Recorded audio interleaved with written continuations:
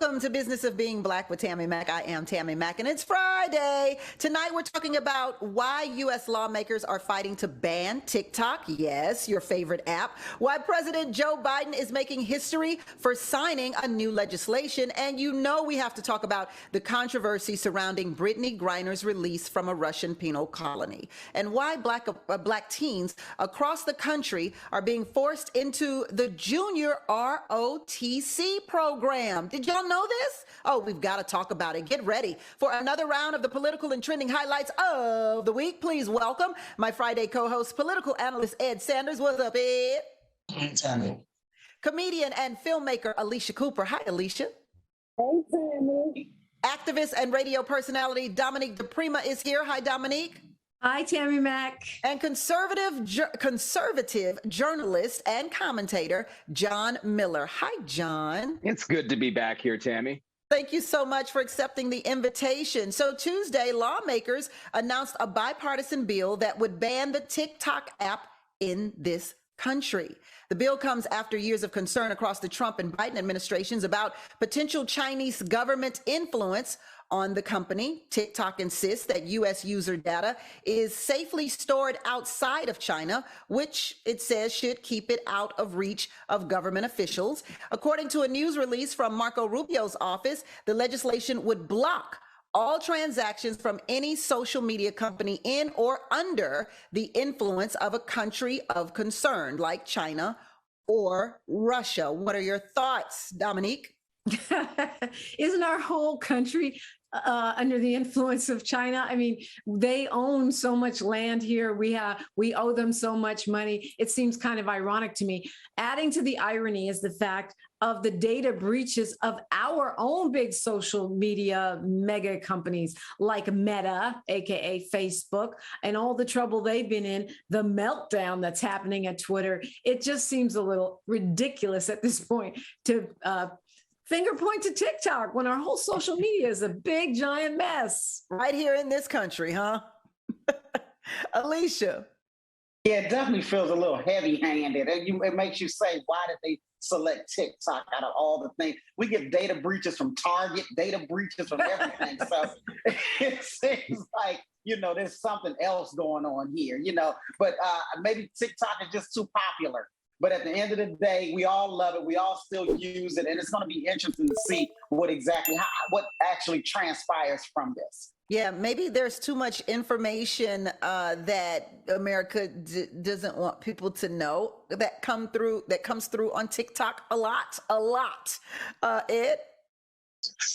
That's right. I mean, it's an important issue, right? I think all of us need to learn more about what are the risks of data breaches that can take your stuff either through TikTok or any other app. I think that's an important conversation piece. With this bill, though, it seems like it's born out of fear mongering, right? And fear mongering directed at China particularly. And to Dominique's point, to Alicia's point, there are a number of different countries and different apps that we have our data stored on. We've seen breaches on U.S. companies, and ultimately we are not taking the same sort of stance. And so this seems to be just more sort of fear mongering from the politics side of it. John, go ahead. All I'll say is I think China is absolutely a threat, and it's a threat that people often ignore because we want to focus on the foreign threats coming from Russia. China is absolutely a threat. However, I don't think this bill is going to do anything about it, and I disagree with it probably for different reasons for everyone else here, though. And I think you have Rubio, who is a guy who basically, because I come from more of the Trump wing of the party, and, little Marco, this was a guy that was always off on some different tangent than the rest of the kind of Trump base. And when it comes to actual foreign threats, like the threat at the border, which he was one of the main proponents of the Gang of Eight bill, which was essentially amnesty, he's not really focusing on those foreign threats. Instead, he's focusing on this kind of non-issue, which is TikTok. And yeah, so maybe our information is going to the Chinese government.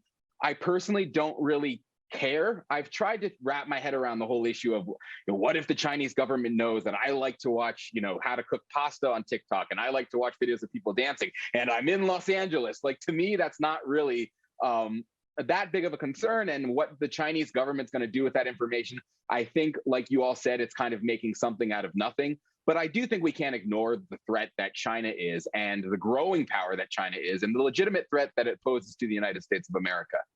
But I understand what you're saying, John, when you say, listen, I don't think China's trying to tap into my TikTok to see what kind of dances I like or what kind of movies I go see. But could it be like this election that we had when it came to President Trump and Hillary Clinton? Could China tap in and start using fake information to fuel and to prompt elections to be what they want them to be?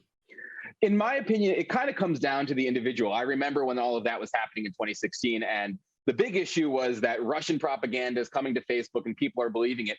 We have to be more vigilant as individuals and as a citizenry. Like, we can't just sit on TikTok and be like, oh, this TikTok video says this is true, it must be true.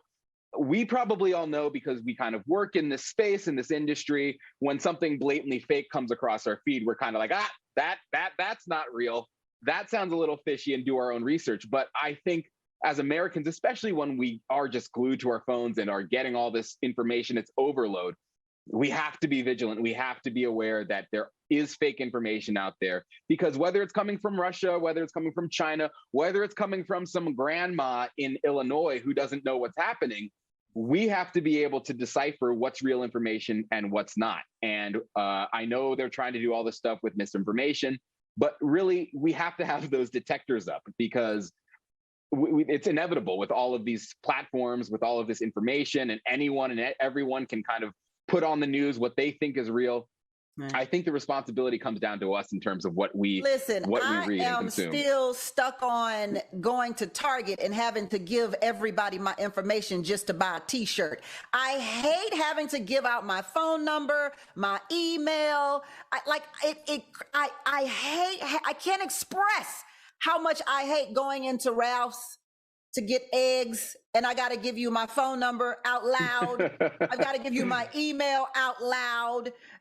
It just does this country even care about privacy anymore? You can't do anything today unless you give somebody your email. It drives me crazy. Can you tell, Dominique? It drives me crazy. Yeah, it drives you crazy. And it's also marketing. It's the same thing they're accusing China of. Everybody wants your data. They want your email. They might not care about what pasta you eat, but they want your social security, your email, your address, your phone number, and your demographics. And, you're right. It's not just TikTok. It's everywhere we go. Pay cash. Yeah, even when you try to get around it, you end up messing yourself up, because I tried to give a fake number. Then when I went to use it again, you couldn't remember the fake number I gave. Of course not. So you just succumb to the process. You just succumb to the process. Some people are not. Yeah, we can't. We only send email receipts to emails. I'm like, what does that mean? What does that mean? You only send receipts to emails. Here's a pen and paper. Write me a receipt right now. It is crazy, right?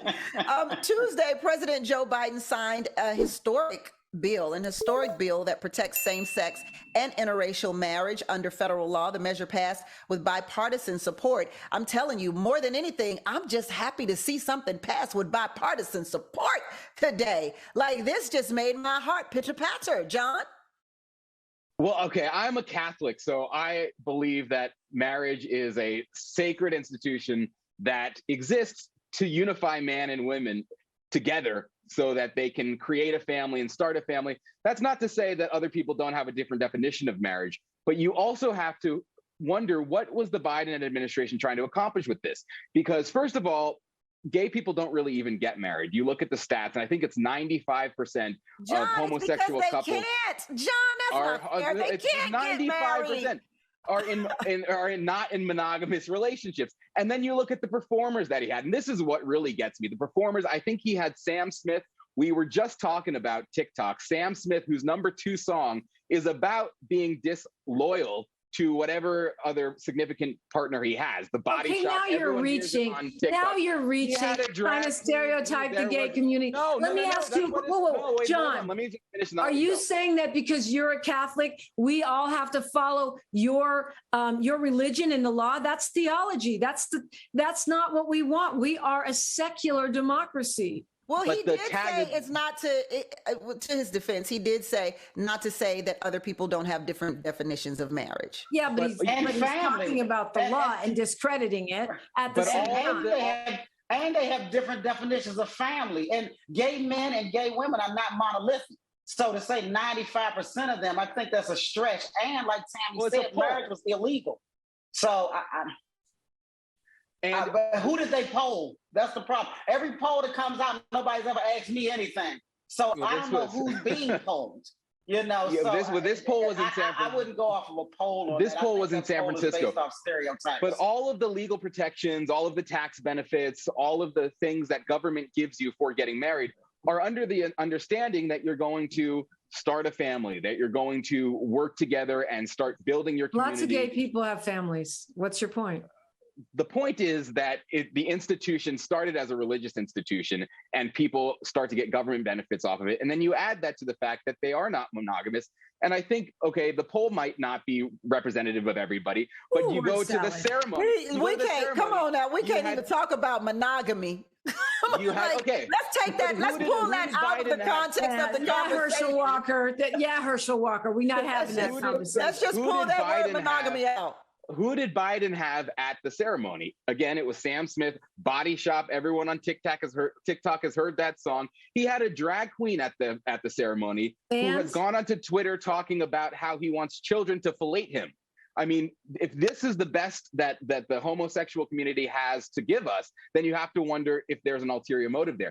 And then the other issue is interracial marriage. It's not stereotypes. These are the performers that Biden had. Then you said it was a poll in San Francisco, but you didn't give me the organization or who paid for it or anything like that. San Francisco poll. We have the polls. We have the people that Biden chose to say.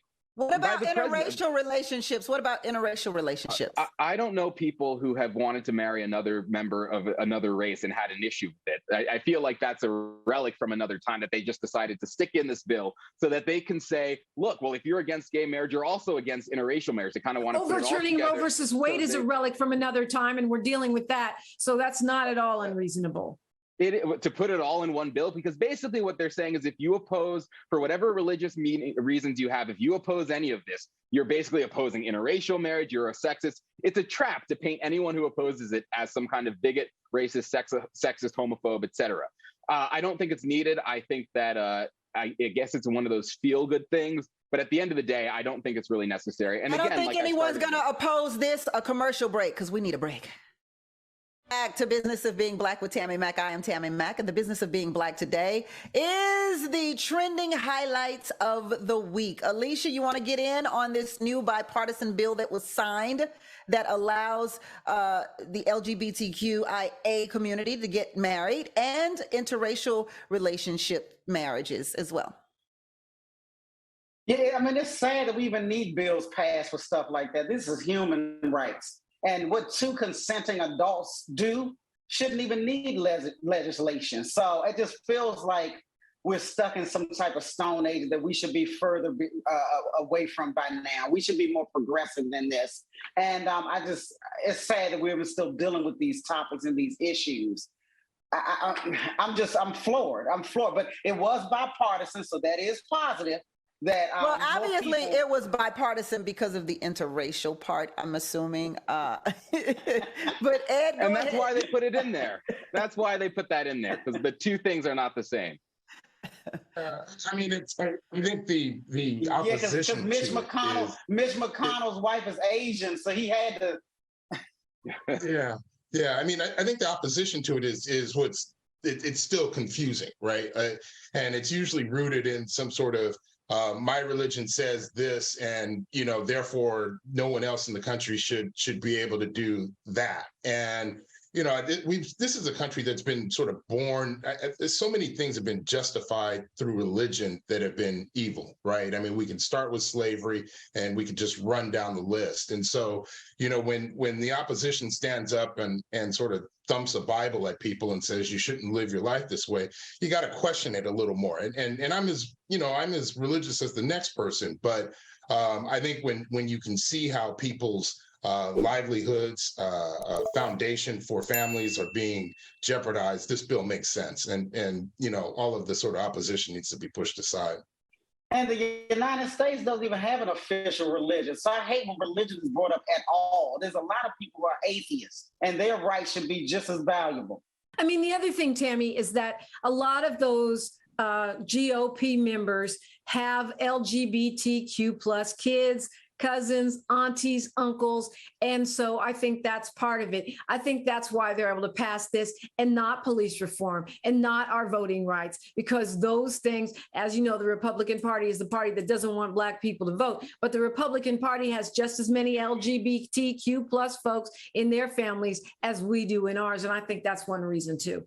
I want to say that this bill federally recognizes all marriages regardless of sex, race, ethnicity, or national origin, and it requires states to recognize licenses issued legally in other states, but it does not require states to issue all marriage license, though it does take steps to prohibit state bans and restrictions on all marriages. So want to get that point across. Let's go to this. Let's talk about this. So Angie Martinez interviewed former First Lady Michelle Obama. Angie Martinez, a radio personality in New York, who opened up about the selective hairstyle she wore in the White House. Michelle decided to straighten her hair as Americans were just getting adjusted to a Black first family. Michelle felt Americans weren't ready to see her natural hair and that styling her hair in a more traditional fashion would not distract from Barack's policy priorities. Let's talk about these double standards that Black people have to deal with when it comes to how we style our hair and dress compared to our non-Black peers. Alicia? It's ridiculous. And all I could hear was the late, great Paul Mooney. When the hair is relaxed, white people relax. When the hair is nappy, they are not happy. And if I was Michelle Obama, when he had this second term and he was lame duck, I would have wore whatever. I would have had goddess locks. I'd have had everything in my head second term. I would have changed my hairstyle so much, you'd have thought I was Gabrielle Union on America's Got Talent. I wouldn't care who said what about who, how, when, where, or why. You would have gone at and I would have given you, yes, I'd have given them something to talk about. So she was very nice and very kind to not do what she wanted to do with her hair. It's just ridiculous. We had the Crown Act and everything, so I wish she had taken more chances in that second term. Yeah, you wouldn't have minded if she would have gone to Angela Davis or Colin Kaepernick on them, huh? Exactly. Not in the second term. Ed? Like, I think Alicia's right. I mean, first things first, let's give Alicia the props on the Paul Mooney reference. You keep Paul Mooney alive, and love you for that. On sort of the historical side, you can understand, right? Like, this has not been a country that has accepted us, and through the years, we've had to work to gain acceptance. I hate even putting it in those terms, right? But it's more of a power dynamic. People go to work in factories and wherever they go to work, and they're sort of conforming with the norms of where they are. We've seen this fight take place in a number of different areas, whether you're talking about sports and the NBA, implementing dress codes, and Allen Iverson with his hair. There's always this sort of pushback on something that's too Black. To Alicia's point about Michelle and Barack, I do wish they had been more forthright. I wish she had the comfort when she was in the White House to be more of who she wanted to be, right? It actually pained me to hear that she wasn't that comfortable, because ultimately I think what you see now is an America that actually would have embraced it and embraced her for it. Yeah, but they probably would have gotten a lot of backlash because of that. I can understand certainly why she wanted for to breathing. Well, there's that. Dominique? Yeah, I mean, they couldn't even fist bump. Yeah, she got backlash for showing her arms. I sometimes say that she couldn't show her arms. Yeah, that hair is a Black woman's burden. I say that, people get mad at me, but we should have the freedom that everybody else has. If I want to wear it straight in locks, if I want to wear it curly, natural, I should be able to do all of that. A weave, when we wear it, it's a weave. When white women wear it, they're extensions. It's like everybody's policing our hair. And although I agree with that about how she should, in theory, have had her freedom, I think she made a wise decision, because instead of having to hear Republican and conservative pundits opining about Michelle's hair, we were able to focus on policy issues and things that we needed to get done for this country. And sadly, I don't think America would have been ready for that. Definitely not. It's a no. It's a no. It's definitely a no. John. So I grew up with two younger Black sisters, a Black mother. I know better than to come on a panel and talk about Black women's hair. So I'm gonna sit out this one. But I'm just gonna. I was ready for you too, John. I was like, what is he about to say? Because he is not a Black woman and he has no information on this thing. I'm gonna sit this one out because But Tammi, let me ask you this though, Tammi. If we fast forward to today, do you think the country would have been more accepting today than during their administration? No.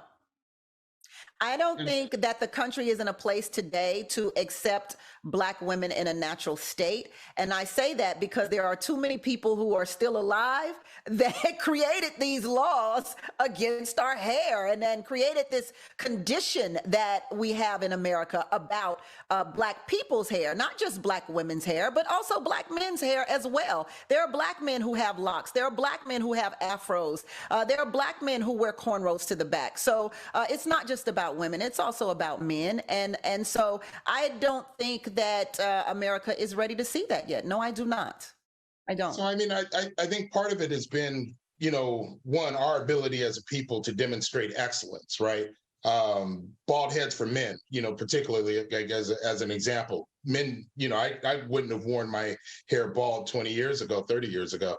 Michael Jordan comes along and it's more accepted. I think the more examples that we have as people that you can be excellent in whatever role you're doing, and we all know that we've got this unique style, right? The African-American style. Do the excellence, but have the style, and it changes minds. That's what I say about, the Obamas. But the problem is, here we go again. We have to be excellent to wear a certain hairstyle. We are. But what I'm saying is that's still not you should accept those who are mediocre, those who are excellent, those who are beneath the level of a 100%. I shouldn't accept mediocrity, but I shouldn't blame your hair for you being We should all be able to be Eric Trump. Let's take a break on we that. Should all have the right. We'll be back. Welcome back to Business of Being Black with Tammi Mack. I'm Tammi Mack. I have a little more holiday shopping to do, and let me tell you, I have found the perfect place to complete my list. If you're like me and haven't finished your holiday shopping yet, don't panic, okay? We've got a secret source for incredible original gifts, and that's Uncommon Goods. UncommonGoods.com has the absolute best gifts for everyone in your life. We're talking moms, dads, teens, in-laws, besties, your one and only. And it's not just stuff you can find just anywhere. Uncommon Goods has unique and creative gifts, often handmade by independent artists and makers. So skip the gifts that scream last minute and find something truly original at UncommonGoods.com. UncommonGoods.com looks for high quality, unique products that you can get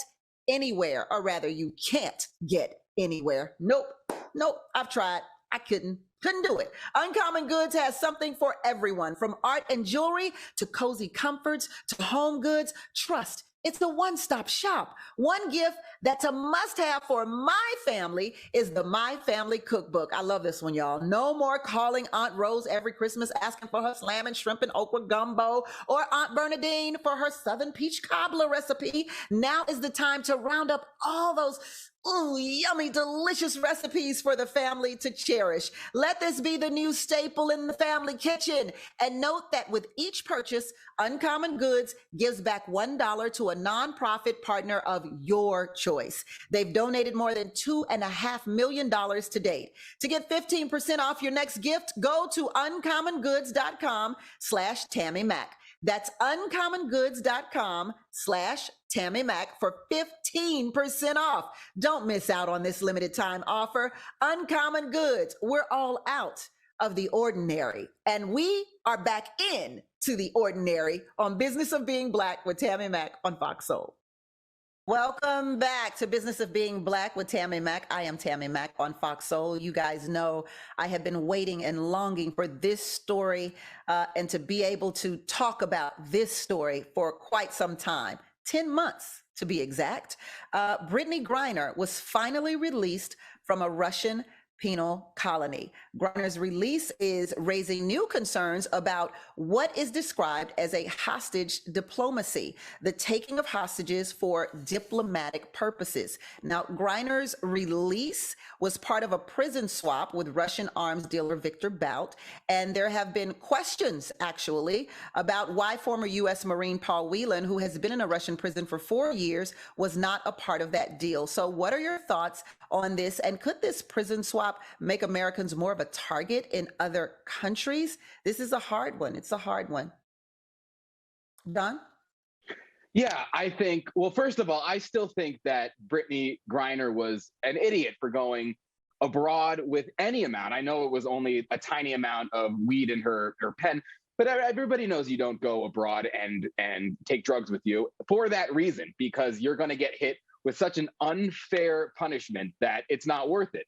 So I understand that there is an element of, the sentencing was overboard and all of that, but that's why you don't go abroad with drugs. And that it's kind of as simple as that. I do think, to your point, that it does set a dangerous standard. The United States has had a long standing precedent that we don't make negotiations with foreign powers and trade one person for another for that reason, for the hostage diplomacy issue, because then it makes it unsafe for people abroad to go travel. And the Russian government now knows, well, we can imprison this person and we'll get what we want. And again, also, you brought up the point. It would have been more sensical to take one spy for another, or have something that made diplomatic sense. But when you have someone and you release an arms dealer who was basically charged with conspiring against United States citizens and who was actually dangerous, and swap them out for a female basketball star, I don't think that's a fair trade. And I think that precedent exists for a reason why we don't just make those kind of diplomatic trades. So I think it was clumsy. Do I think Brittney Griner should be rotting away in a Russian prison cell and doing labor for 9 years? I think it was. No. But do I think this was the way to let her out? No, I also don't agree with that. Dominique?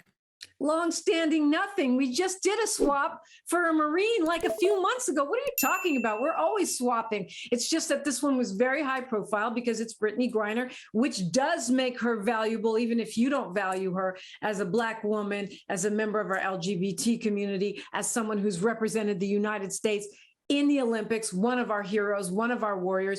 And let's add on the fact that there's a war going on, something she doesn't control, which makes her peril much greater in that Russian prison. Also, it should be noted, she said she didn't mean to put those vapes in her bag. She didn't even know they were there. That was an accident. We all make mistakes. And we know that we know that we don't know everything about Paul Whelan. We don't know all the details of his detention. He does have passports in a number of different places. I'm not saying he's a spy, but the Russians made it clear that it was either Brittney Griner for Victor Bout or no one. It wasn't that they had the option to get out Whelan and they didn't do so. Americans abroad in time of war and strife are always at risk. And I don't think this is going to make any greater danger at all, because it's something that we regularly do. So to say we don't is just wrong. Ed? John, I'm just taken back by the devaluing of Brittney in this whole equation. I think Dominique hit it right. The Russians were willing to deal on Brittney Griner, and we've been critical of the Biden administration over this 10-month period about getting this done, and for all of the right reasons. You've got to what Dominique's point was, you've got a U.S. Olympian that is being held overseas, unjustly, being sent off to a penal colony.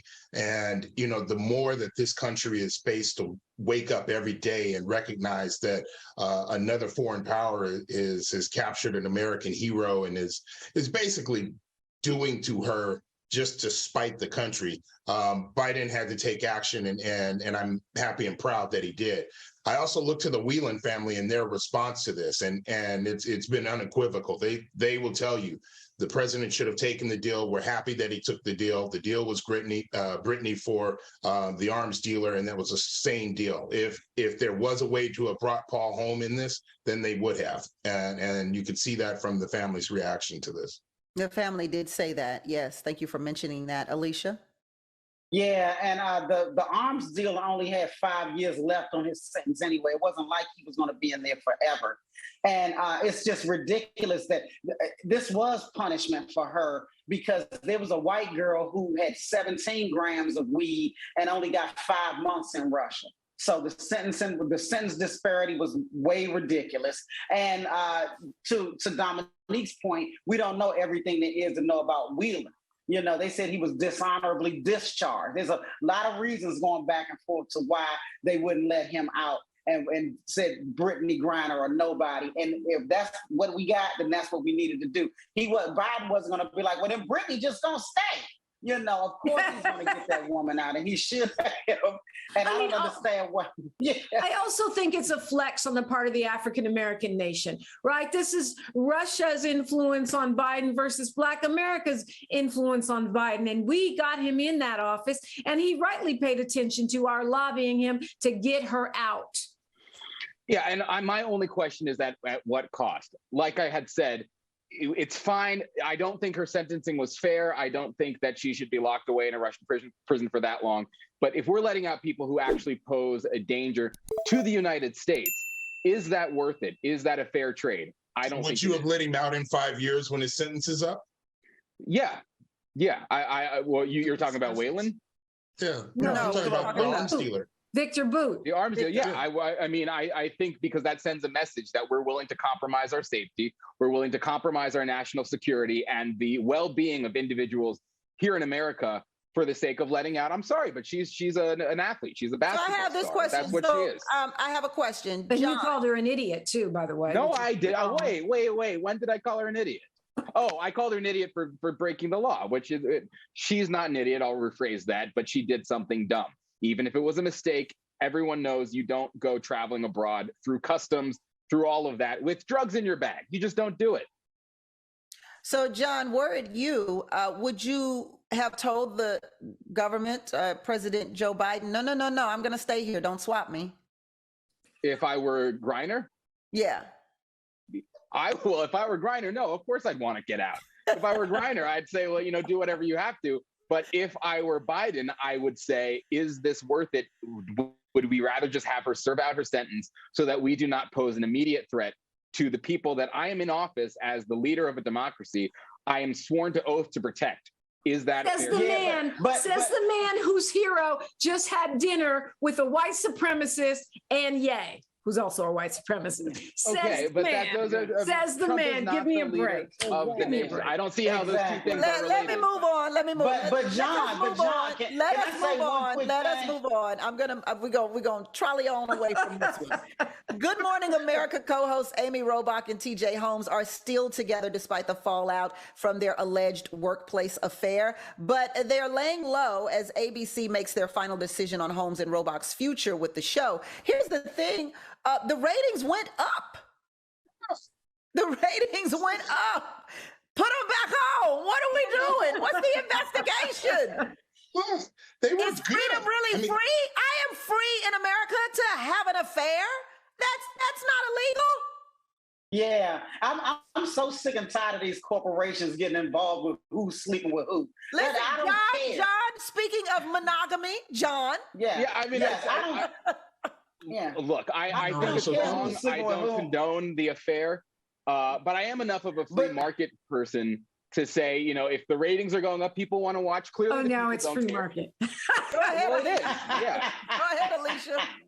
But that's between Roback and her husband and T.J. Holmes and his wife. We need to back away from what's going on. I'm from the D.C. area where a lot of people work in the federal government. People are sleeping with people's husbands, wives. Nobody's federal government job is at risk.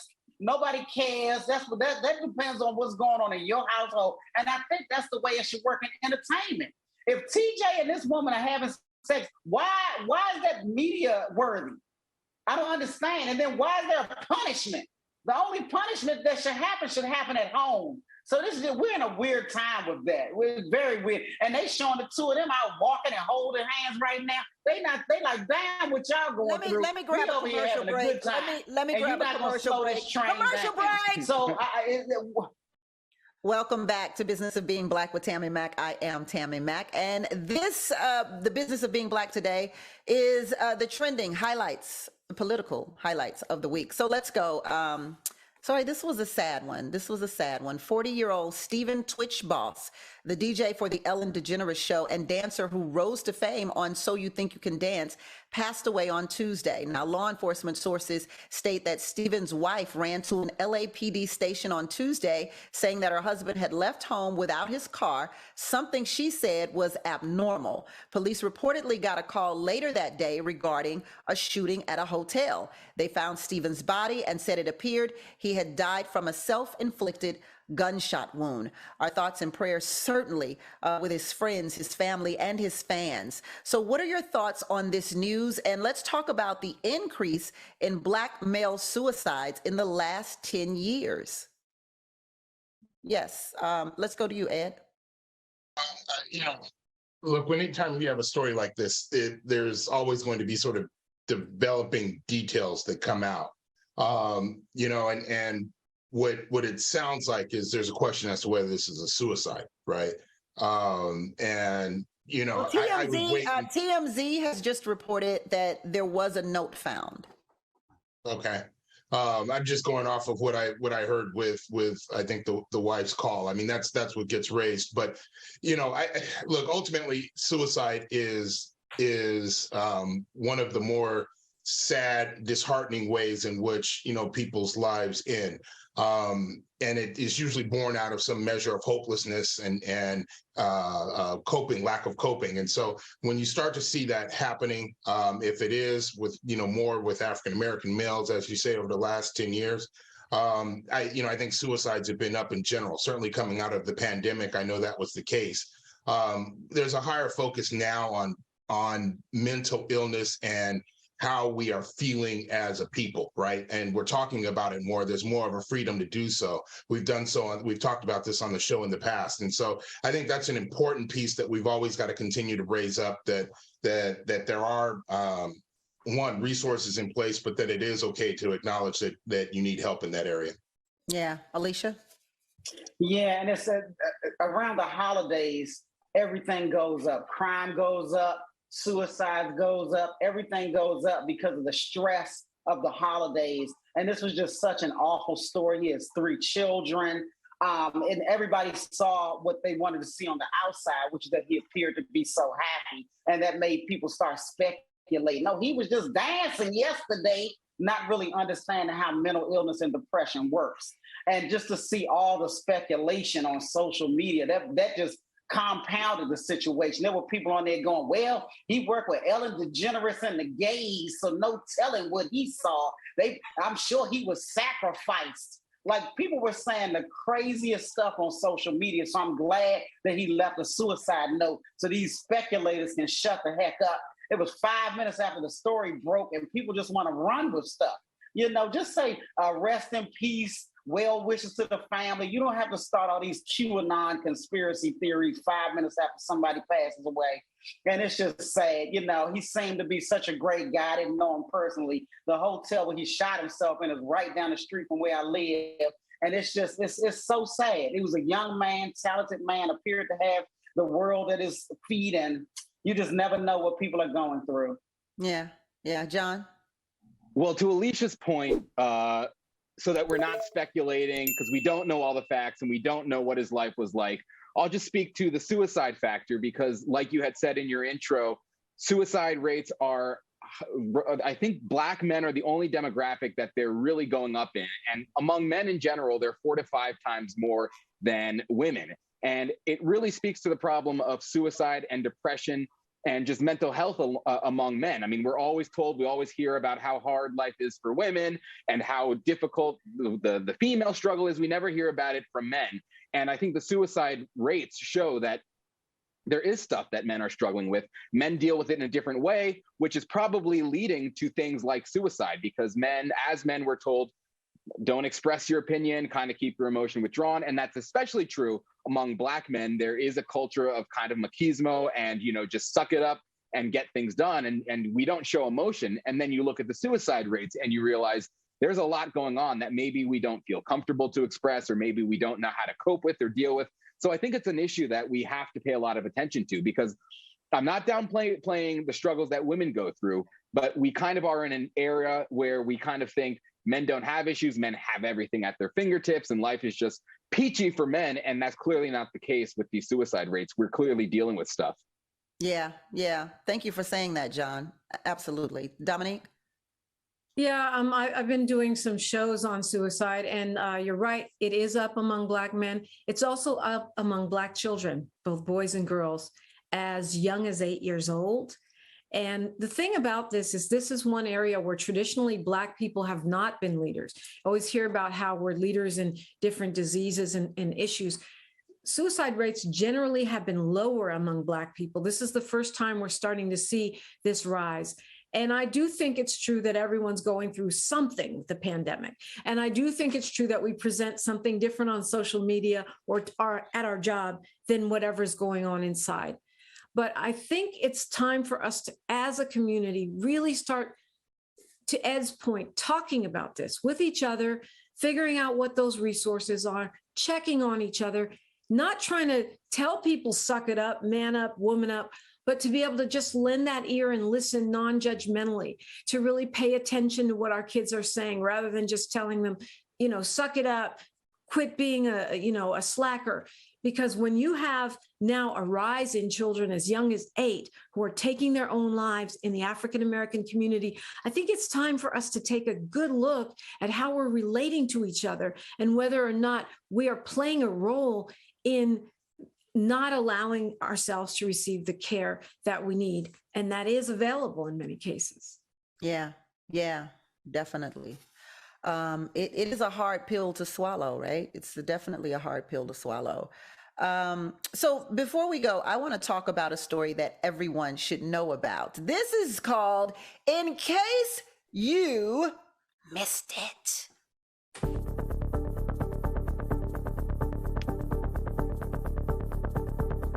So this story has either hit the mainstream media yet or just isn't getting the traction that it deserves. All right. So that's the segment that we call In Case You Missed It. So on Sunday, the New York Times released an explosive report detailing how thousands of children all over the country are being enrolled in the Junior Reserve Officers Training Corps, better known as the Junior ROTC program, without their permission. Children in predominantly Black and Latino schools are automatically enrolled in the military-run training program, which is illegal. When children and their families request that they be released from the program, they are refused. And this is a couple of weeks after the American military admitted that children all over the country had been molested and sexually assaulted by ROTC leaders. The Junior ROTC is a pipeline for the military. I know so many of my peers from, high school who enrolled in the ROTC. So what is this about? What are your thoughts on this, Ed? If you're gaming the system to get kids into a program like the ROTC, then there's some ramifications there. If I pull back and I say, look, the ROTC as a program, I think is a strong program. When we think about those in our families that have served in the military, there's something noble in that. And there, I can remember back in college how many of my friends were part of ROTC on campus. There are definitely some benefits to the path of going through military service. Now, directing Black and brown kids into a program at the high school level without their family's permission is incredibly wrong. And, I'm waiting to hear more about this. First things first, Tammi, great intro. I love the, in case you missed it, the graphic and everything. That was fun. But the more we learn about this story, I think we're going to find something a little more insidious, right? Putting people in a program without their permission, there's something wrong with that. Yeah, definitely something wrong with that. John? Yeah, well, I'd like to also find out more about this because no one is indicting the ROTC as a program in and of itself.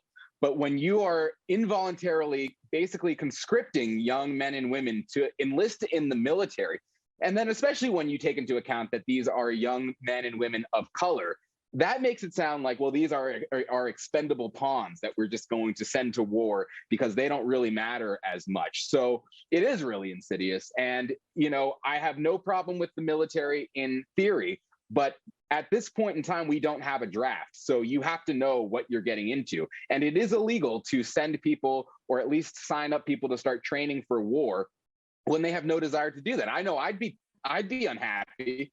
I'd be mad if I found out I got signed up to join the ROTC.